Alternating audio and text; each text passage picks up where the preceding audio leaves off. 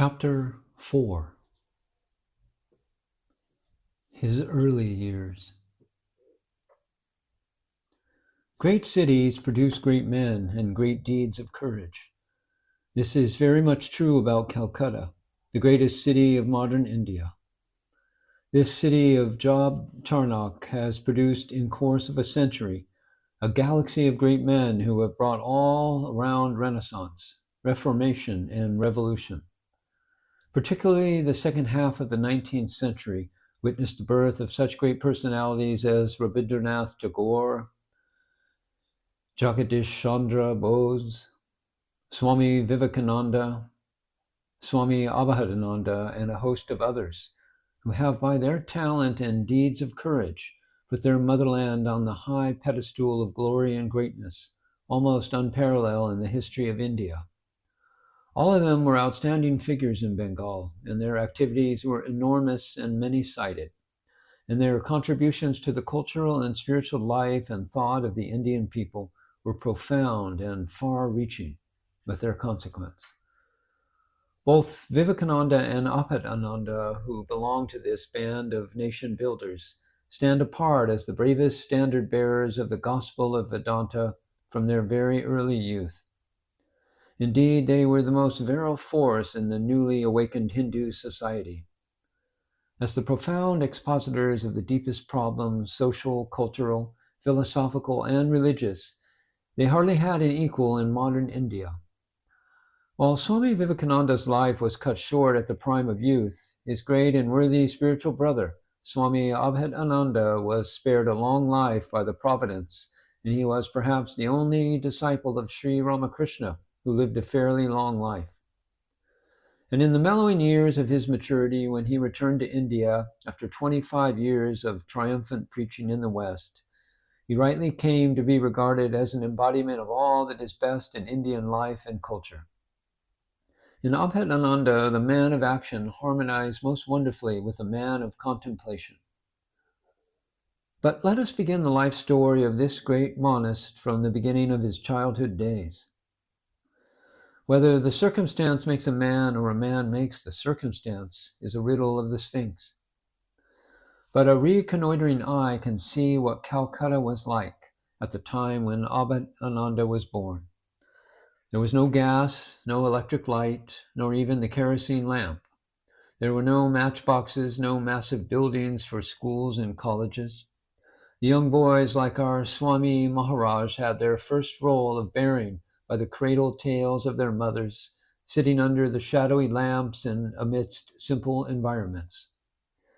There were then hardly any psychological education or new methods. The lives were simple and unsophisticated. Too much ideas did not spoil the broth of education. Swami Abhedananda has recorded in his autobiographical narration that he was educated first in a Sanskrit school, then in a Bengali vernacular school, and afterwards he went to the Oriental Seminary to have his English education there. He successfully passed the entrance examination at the age of 18.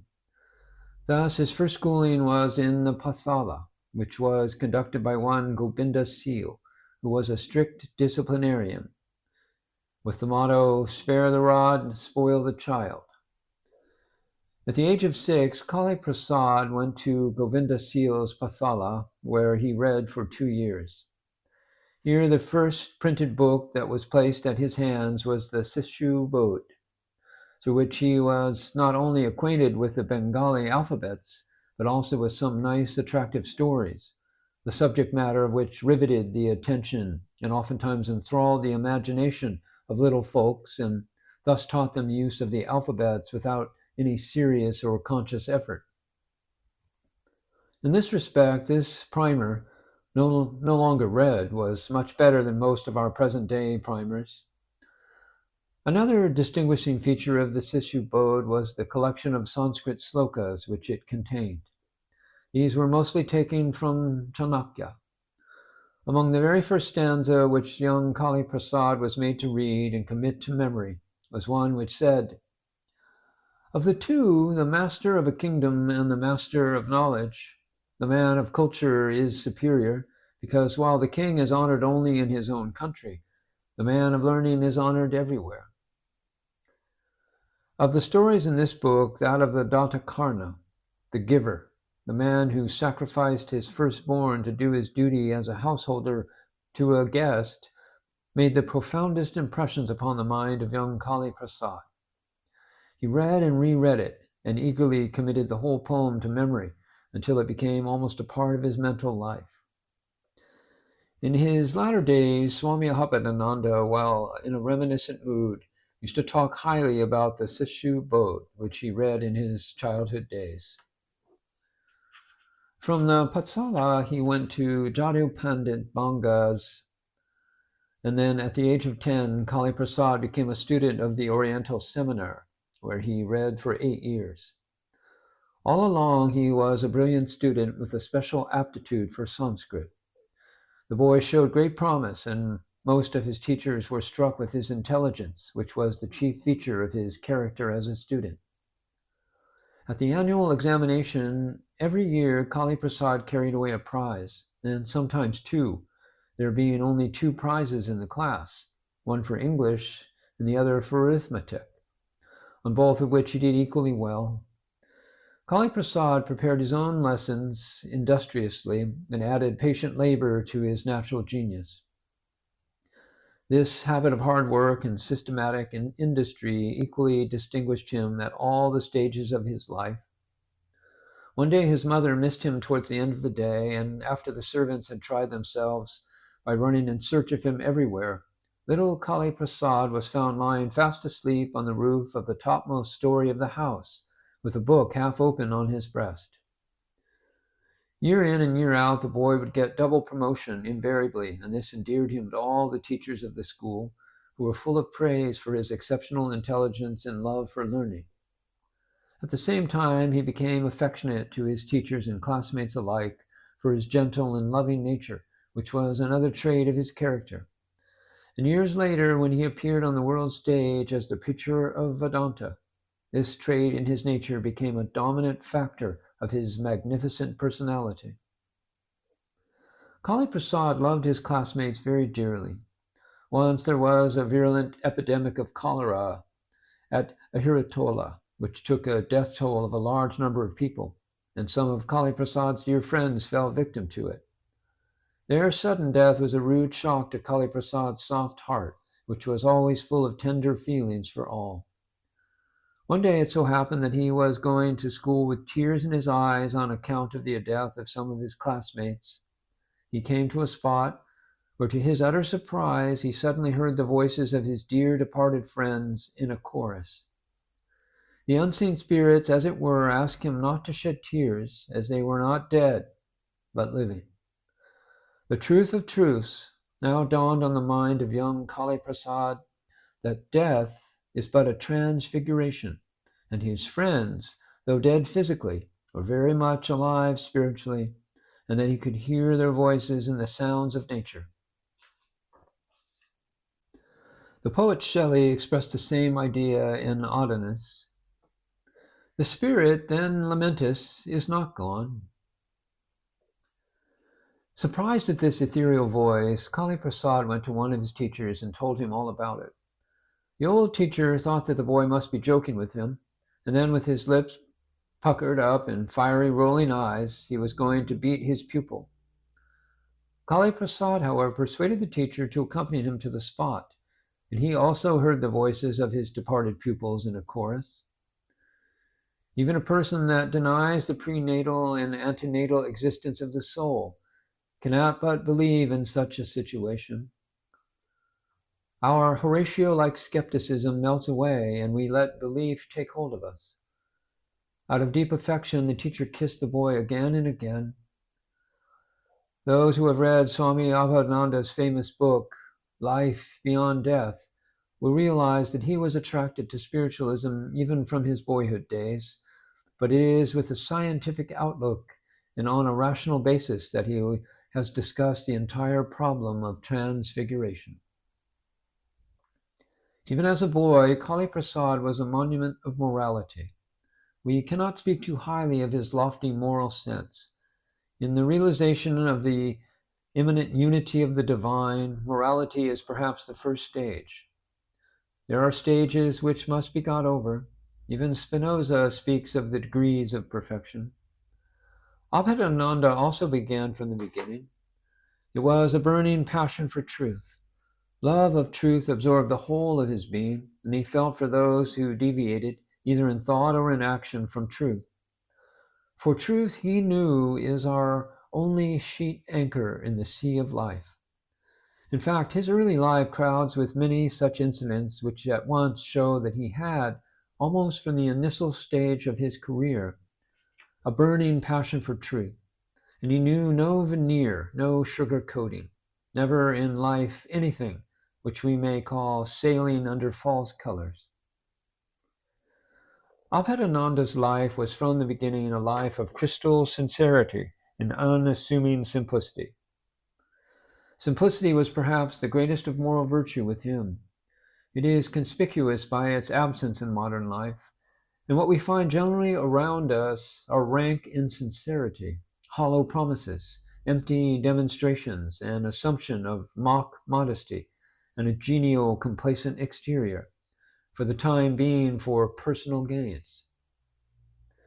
Young Kali Prasad was as sincere and simple as if incarnate, and when later on he scaled the heights of Vedantic sadhana, or spiritual practice, he could very easily translate into reasoned convictions this as his spontaneous faith. From the point of sincere faith emerges the river of religion, growing beautiful and expanding in volume as it flows, slaking the parching thirst of many souls and fertilizing many lives, barren and covered with lichen, and leading to the ocean of conscious, realized, and mastered being. Wherever there is the want of this feeder, the river of religion shrinks to its bed, and flakes and shallows appear in it. Sincerity is, in the words of Shakespeare, used in another context, the rich point from which all life springs or else dries up. The primeval force that motivates a religious life is sincerity, and Abhedananda had this sincerity in an abundant degree. Wherever there is sincerity, there is also moral courage, and moral courage is the noblest form of courage that a man can possess. While in the modern world, traditional morality is at a discount, and the blind followers of Kant regarding life for morality have performed a somersault, here is the man before us, shining through the mists of century, who has not tabooed the old world morality, but freeing it from the mesh of academic observations, has practiced it in life not for the sake of itself, but because it imparts the élan vital to one's personal and spiritual life. To young Kali Prasad, religion meant a spiritual certainty, offering him strength of character and making him work on the principle of die to live. Where other people used to shrink back, he was fearless under all conditions supplied by the cosmic power. His early life was concentrated on this single motto: there should be no defeat of the spirit. There is nothing like defeat of the spirit. There may be defeat in outer life, but the spirit is not to be cowed down. Thus, his mental attitude during the formative period of his life may be summed up in this expression: the waves on the shore may be broken, the ocean conquers nevertheless. Calmness was a particular trait of his nature, and even as a student he displayed it in remarkable degree. It was especially due to this mental faculty, which increased as he grew in age, that nothing, no obstacle whatsoever, could deter him in carrying out the work he had mapped out for himself towards the closing years of the last century. As a student, he exhibited extraordinary retentive memory. It developed from his very infancy and remained as such throughout his long, eventful life. Indeed, his memory was sharp to the extent of being prodigious. Once, Swami Vivekananda is reported to have told Swami Sharadananda that among them none excelled Abhedananda in this respect. Whatever he read, it would be invariably treasured in his mind. He was a voracious reader and was very fond of literature, history, and philosophy. Philosophy was his first love. He was never given to light reading. He acquired much proficiency both in English and Sanskrit. He was so much attracted to the study of Sanskrit that when Kali Prasad was in his preparatory class, he studied Sanskrit, which was his second language, at the Hatabagan Toll of Haramba Pandit, a distinguished Sanskrit scholar of those days. The Pandit was also a regular teacher in the Oriental Seminary. It is here that he took a particular fancy for Kali Prasad's love of Sanskrit. After his school hours, the boy would return home, have some food, and then from Eratola to Hatibagan, he would walk over the distance to have his course in Sanskrit at the Pandit's place. One day, it so happened that Rasiklal came to Haramba Pandit to inquire about the progress made by his son. The father, who had all along been keeping a watchful eye on his son, was surprised to learn from the Pandit himself that Kali Prasad was really a prodigy. "How far the boy has read?" asked the inquiring father. And the Pandit replied, "Well, Kali has read by this time the Mughabodha, the Sanskrit grammar, the Chanda Manjari, the Raghu Vamsa, and the Sakuntala, and also something of Bhatti. And what is surprising," the Pandit added, "the boy has not merely read them, he has thoroughly mastered them." The father's joy knew no bounds when he came to know further that his son has also acquired such a command over the Sanskrit language that he could compose verses in it. This groundwork at Haramba Pandit's school must have done good to the faculty of Kali Prasad, insofar as his deep passion for the study of Sanskrit was concerned in his latter-day life. Kali Prasad was as much attentive to his lessons as he was to physical culture. In those days, there were gymnasiums in almost all the well-known localities of Calcutta. Aharatola, the town, was no exception to it, and young Kali Prasad was a regular attendant of the neighboring gymnasium. As he later wrote, "I had a little keenness and interest in physical exercises.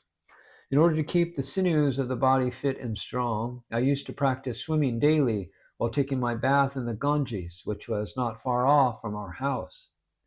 I learnt the art of swimming from my companions." But his love for physical culture waned when he read in Herbert Spencer's Education that those who take to physical exercises in excess have a shallow brain and that their thinking faculty remains undeveloped. This idea he carried with him throughout his career. Wilson's History of India was a textbook which he read in his school days, and it was from this book that he came to learn about Sri Shankaracharya. He becomes irresistibly attracted to the life of this great religious reformer, and his curiosity to know more about Shankaracharya and his works were aroused. He wrote, "I did not know why my reverence and devotion to Shankaracharya began to increase daily.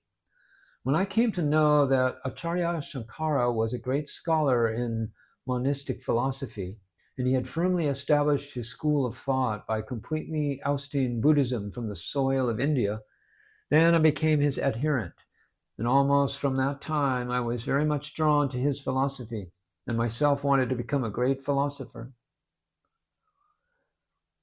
From this account given by Abhedananda himself, it can be concluded that it was the reading of the life of Sri Shankaracharya in Wilson's book that must have inspired him to form and adopt a life after his heart. Abhedananda has also recorded a very interesting account of his school days, which deserves to be mentioned, for it clearly indicates the future course of his life. While a student in the upper class, he took a painting class, which was then started as a regular course in the school. He wrote, "With a view to learn the art of painting, I joined the drawing class and began to learn it with great avidity. Soon I gathered proficiency in drawing and could paint beautiful landscapes and touch up them with appropriate sepia color. The drawing master was pleased with my skill and praised some of my works highly. Since then, he began to take interest in me and taught me the drawing lessons with more care and affection. This love for art remained with him, but Kali Prasad was destined not to become a painter. One day, as he was busy at his drawing desk, suddenly he stood up and politely spoke to the drawing master. "Sir, I have made up my mind to become a philosopher and not a painter. Now and here ends my drawing class." The teacher was very much taken by surprise at this and said, "But a painter is superior to a philosopher." "No, sir," the boy replied. "A painter studies the surface of things, but a philosopher goes below the surface and studies the causes of things." The firmness in the pupil's tone and the manner in which he expressed it impressed the teacher, but he was so much affectionate to his pupil that he pleaded, "Well, my boy, be both a painter and a philosopher." "One cannot serve two masters," came the thoughtful reply of the boy. And this was the future Abhedananda in the making. This particular incident in his school life is significant. And just as morning shows the day, so this attitude of his mind was a clear indication of the future philosopher in him, even when he was barely 16 years old. We might mention here another incident of Kali Prasad's student life, which also is equally significant for a boy of that age. Let the story be told by Abhedananda himself, who wrote, "At that time I found a copy of the Bhagavad Gita in my father's private library and began to study it. When my father saw me reading it, he took it away from me, saying that the Bhagavad Gita was not meant for boys. 'It would make you insane,' he said, and so saying, he kept the book hidden from me. Thus, being deprived of the pleasure of reading the Gita, I became almost mad and began to search after the book at every corner of the house. At last, as if someone whispered into my ears that the book had been kept behind an almirah, on searching out there, I came across the book at once, and then my joys knew no bounds. I took possession of the book, kept it with me, and when at dead of night all the members of the household were asleep, then I would light up the lamp in my bedroom every night and read the book with considerable delight. My father, of course, did not inquire any further about it." Another remarkable trait of young Kali Prasad was in the inquisitiveness of his mind. He had a thirst after everything, and in order to acquire knowledge about them, the boy would ask question after question of his father.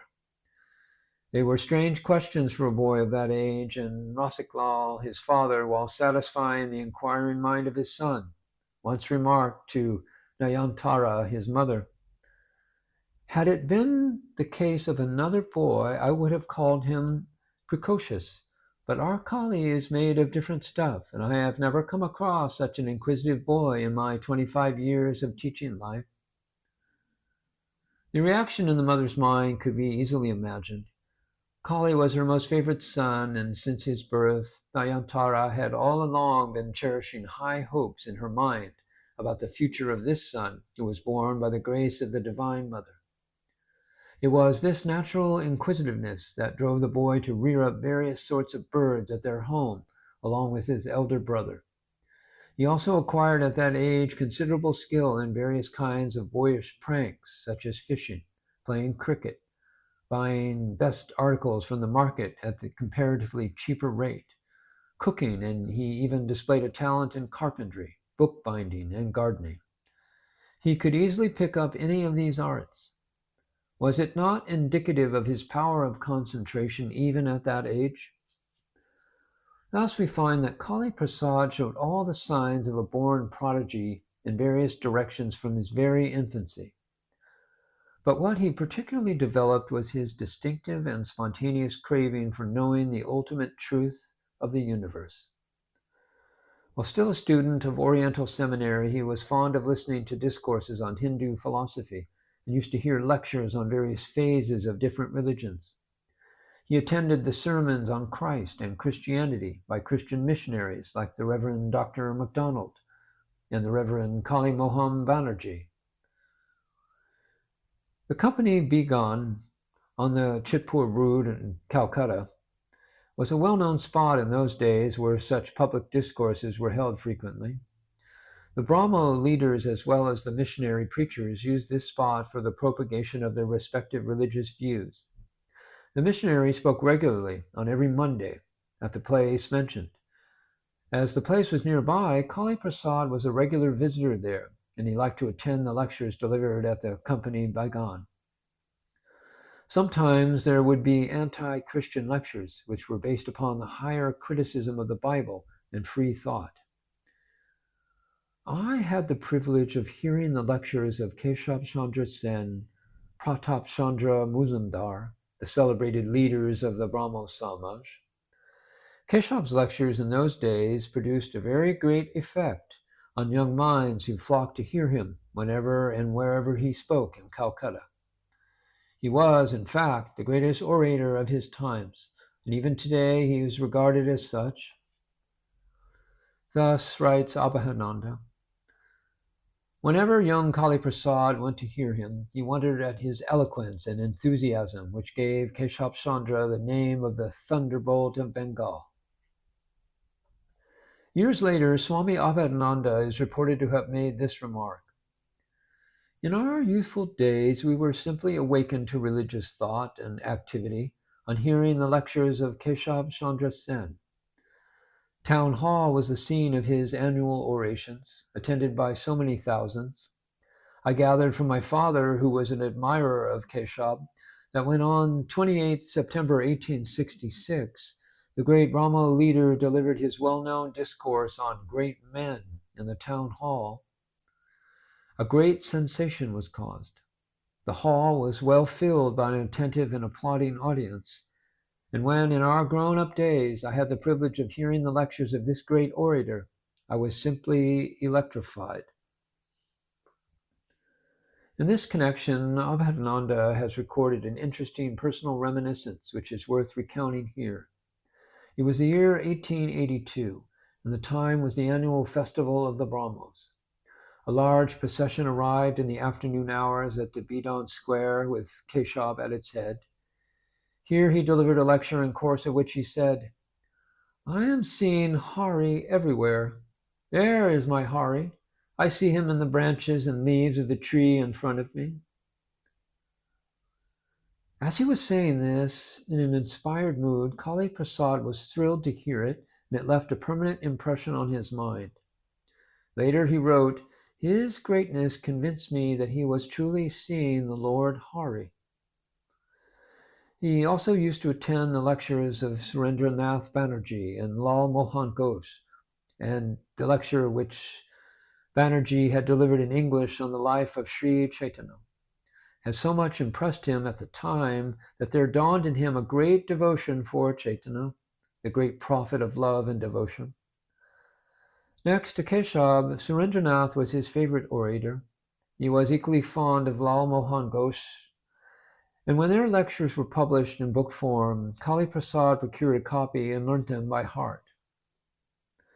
There was Pratap Chandra Muzumdar too, whose lectures impressed him nonetheless.